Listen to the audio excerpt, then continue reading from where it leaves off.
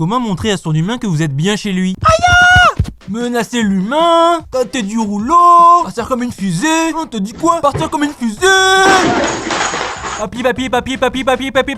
Faire du sport, faire câlin à l'humain, puis dégommer l'humain, faut goûter l'air. L'air c'est bon, l'empêcher de bosser, faut nourrir le sol, échanger la déco, la rechanger encore, essayer de manger l'humain, c'est pas bon. Ah tiens une tasse. Ninja! Faut tout inspecter, puis tout envoyer valser. Quand l'humain fait le malin, faut le démonter. Faut ranger les vêtements, faire bisous à l'humain. Ah, il faut faire une bonne sieste aussi. Avant de repartir, faut prendre des risques. Wouhou! Oh non! Même si c'est mal calculé. Et quand il se passe une dinguerie, faut déguerpir. Et si l'eau est bonne, faut se baigner. Sans oublier, si elle est copain, faut faire du bordel.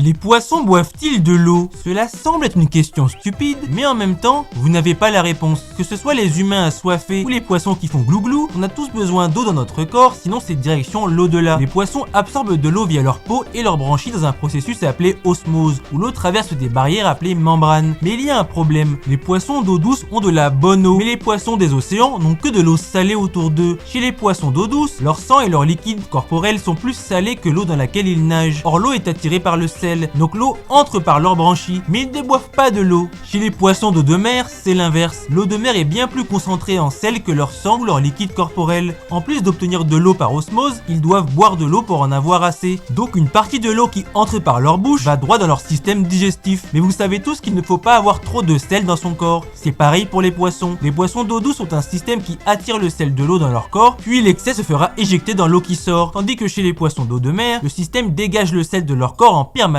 pour ne pas qu'il y en ait trop. Si vous voulez voir de l'osmose en action, coupez des tranches des pommes de terre et mettez-les dans de l'eau salée d'un côté et dans de l'eau douce de l'autre. Les tranches dans l'eau salée ne vont pas absorber l'eau et vont rester croquantes. Mais celles dans l'eau douce vont absorber l'eau et devenir toutes molles. Voilà la réponse à la question. Quand un crabe marche au fond de l'eau, pense-t-il que les poissons volent? Premièrement, certains crabes peuvent nager. Donc il faut préciser qu'on parle de crabes qui n'ont pas ce talent. Ensuite, certains crabes vivent dans l'eau et à la surface. S'ils pensent que les poissons volent, que penseraient-ils des oiseaux? Qu'ils sont dans l'espace? Ce sont de bonnes questions, mais la vérité, c'est probablement que les crabes ne pensent rien du tout. Ils essayent de vivre sans se faire dévorer le crâne par l'insolence de prédateurs, tout en étant insolents eux-mêmes, en allant jusqu'à cannibaliser leurs petits.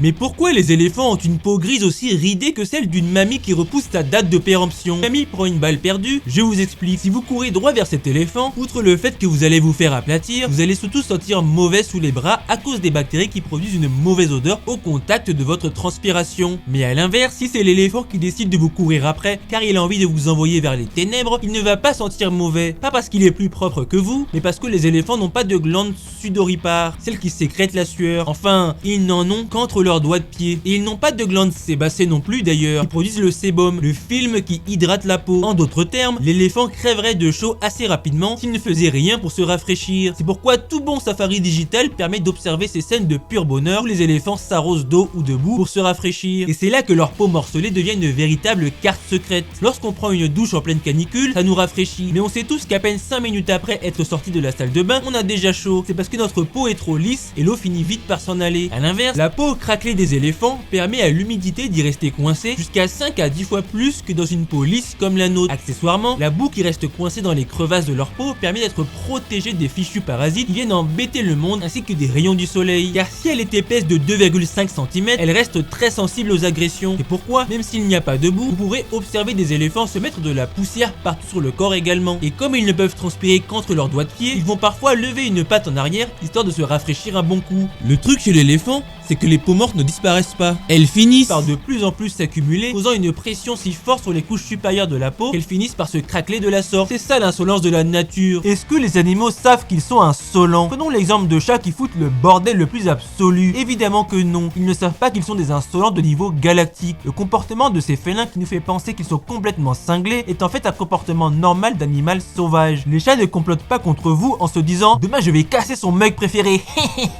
Ils agissent à l'instinct. Peut-être peut-être qu'ils s'ennuient à mourir, peut-être qu'ils ont faim, peut-être qu'ils viennent de détecter une menace qu'il faut zigouiller. Les chats jouent en tabassant des choses avec leurs pattes. C'est le jeu du chasseur pour eux, une manière d'aiguiser leur instinct de survie, et quand ils se mettent en hauteur, c'est pour avoir le sentiment d'être au-dessus et de pouvoir surveiller leur territoire au cas où un insolent viendrait faire le malin. Les chats se protègent des prédateurs en les dégommant à coups de griffes dans le museau et de morsures dans leurs grosses fesses, jusqu'à ce que le prédateur en question les laisse tranquilles. Si vous attrapez un chat et que vous ne le laissez pas partir quand il en a marre de vous, vous et votre insolence devenez un prédateur. Vous voyez quand vous caressez un chat et que vous commettez l'erreur ultime de faire glisser votre main vers leur ventre tout doux. Si le chat considère son ventre comme vulnérable, comme la plupart des félins, vous devenez une menace qu'il faut anéantir sur le champ. Et lorsque quelque chose change dans leur environnement, les chats peuvent changer de comportement et devenir dingos, jusqu'à ce que la menace ressentie à cause de ce changement soit neutralisée. Et ce n'est pas par méchanceté, c'est simplement que le chat n'a aucun autre moyen de vous faire comprendre que quelque chose ne va pas, bande d'insolents. Quel est l'animal le plus rare au monde? Probablement le vaquita, un petit cousin des dauphins en très grave danger d'extinction, car il n'en existe plus que 10 à l'état sauvage. Et la principale menace est l'étouffement à la suite du piégeage dans des filets de pêche illégaux, car les pêcheurs capturent illégalement le totoaba, lui-même en danger d'extinction, et qui est prisé dans la médecine traditionnelle chinoise, car sa vessie gazeuse est considérée comme aphrodisiaque. Résultat, ce poisson est vendu jusqu'à 3500 € le kilo par les braconniers. Même les cartels mexicains comme le cartel de Sinaloa se sont mis à le pêcher. Résultat, le vaquita se fait déglinguer en dommages collatéraux dans ses filets. Pour vous donner une idée, sa population a été massacrée à 98% en seulement 20 ans, car il y en avait plus de 1000 en existence dans les années 90, puis seulement une trentaine en 2016, et puis plus que 10 en 2022. Le gouvernement mexicain a bien créé un sanctuaire dans la mer de Cortés pour le protéger, mais au final, aucune autorité ne vient empêcher les braconniers d'y aller pêcher, donc ils continuent à s'en mettre plein les poches. Seule l'ONG Sea Shepherd, présente sur le terrain, tente de faire respecter la loi, mais force est de constater que le vaquita sera bientôt un souvenir du passé. Tout ça parce que des clients qui n'arrivent pas à voir le bambou dur payent le prix d'or la vessie d'un poisson et vont d'une pierre deux coups balayer deux espèces animales vers l'extinction. L'insolence humaine n'a aucune limite. Les animaux peuvent-ils faire la différence entre un homme et une femme? Les scientifiques se sont également posé la question et ont décidé d'en avoir le cœur net. Dans une étude de 2014, ils ont fait écouter à des chiens des voix d'hommes et de femmes, et ils les ont mis ensuite en présence d'un homme et d'une femme en même temps. Le chien devait choisir à qui appartenait la voix en regardant la personne. Il y avait d'un côté des chiens qui vivaient avec au moins 3-4 adultes, dont des hommes et des femmes, et de l'autre des chiens qui vivaient avec une seule personne ou un couple composé d'un homme et d'une femme. Résultat, les chiens vivant avec au moins 3-4 adultes, dont au moins une femme et un homme, ont fait un quasi sans faute. Lorsqu'ils entendaient une voix plus féminine, ils regardaient la femme, et vice versa pour la voix la plus masculine. Par contre, les chiens vivant avec une seule personne ou juste un couple composé d'un homme et d'une femme étaient un peu paumés et regardaient souvent la mauvaise personne. En d'autres termes, plus un chien est exposé à des hommes et des femmes au quotidien, plus il devient bon à reconnaître les différences entre eux, que ce soit la voix, l'apparence ou même les comportements. Et ce n'est pas tout. Bien des gens savent que leur animal de compagnie n'aime que les hommes ou que les femmes. Il y a même des témoignages de gens racontant comment leur chat, voire leur reptile de compagnie, se montrait agressif envers des femmes ayant leurs règles. Bref, certains peuvent bien détecter d'une manière ou d'une autre le sexe de l'humain insolent en face d'eux. Le ratel est un criminel hautement recherché car il est énervé et dégomme quiconque l'attaque ou quiconque il a envie de dévorer. C'est un tank sur pattes à la peau presque impénétrable. Sa peau est très épaisse et tellement élastique qu'il peut bouger librement à l'intérieur. Si vous ne comprenez pas ce que ça veut dire, c'est simple. S'il se fait mordre dans son dos par un animal, il peut tout de même se retourner tout en étant toujours mordu dans le dos. Mélangez ça à de longues griffes faites pour le chaos et vous obtenez un guerrier qui est en fait l'animal le plus agressif du monde. Dans des territoires peuplés de lions, de dangereux serpents venimeux comme le cobra du Cap ou de léopard, il n'a peur de rien ni personne et se battra jusqu'à gagner ou mourir contre n'importe quel insolent à 1 contre 1 et même dans des combats à handicap à 1 contre 4. On pourrait légitimement lui demander « Oh petit monstre, tant de haine !» Mais à peine la question posée, il nous sauterait dessus et nous taillerait en pièces car ayant une vue et une audition tout pourries, le ratel n'a pas le temps d'analyser ou de discuter. Son premier choix est et sera toujours celui de tabasser autrui. Ceux qui ont entendu parler de ce petit démon savent que le ratel est surtout connu pour démolir des lions, jeunes ou adultes, au petit déjeuner. Le réglage de compte commence en général comme cela. Un lion insolent arrive et commence à bomber le torse. Mais le ratel lui somme immédiatement d'aller se faire cuire un œuf plus loin sous peine d'un karma imminent. Le lion ne l'écoute pas et y va de sa morsure. Le ratel se retourne dans sa peau élastique et mord la grosse tête du lion en retour. Souvenez-vous, sa peau est très épaisse, donc dans bien des cas, la morsure du lion ne perce pas sa peau. Le lion devient alors déboussolé et se dit « Mais bon sang, comme ma morsure n'a aucun effet, pourquoi ce petit fou est en train de m'attaquer ?» Le ratel lui répond que la guerre est déclarée, qu'il ne fera pas de prisonnier. Il se venge alors avec une puissante morsure capable d'éclater des carapaces de tortue. Et ce criminel en a encore sous le bras, car il n'hésite pas à y aller avec une insolence galactique en s'attaquant aux testicules du lion. Ouh, ça craque des carapaces, ça craque des noix. Les loutres de mer ne sont pas mignonnes. Oui, devant les caméras, elles font genre de se tenir la patte pour ne pas dériver l'une de l'autre, mais quand le caméraman a le dos tourné, ça devient des gremlins qui ont mangé après minuit.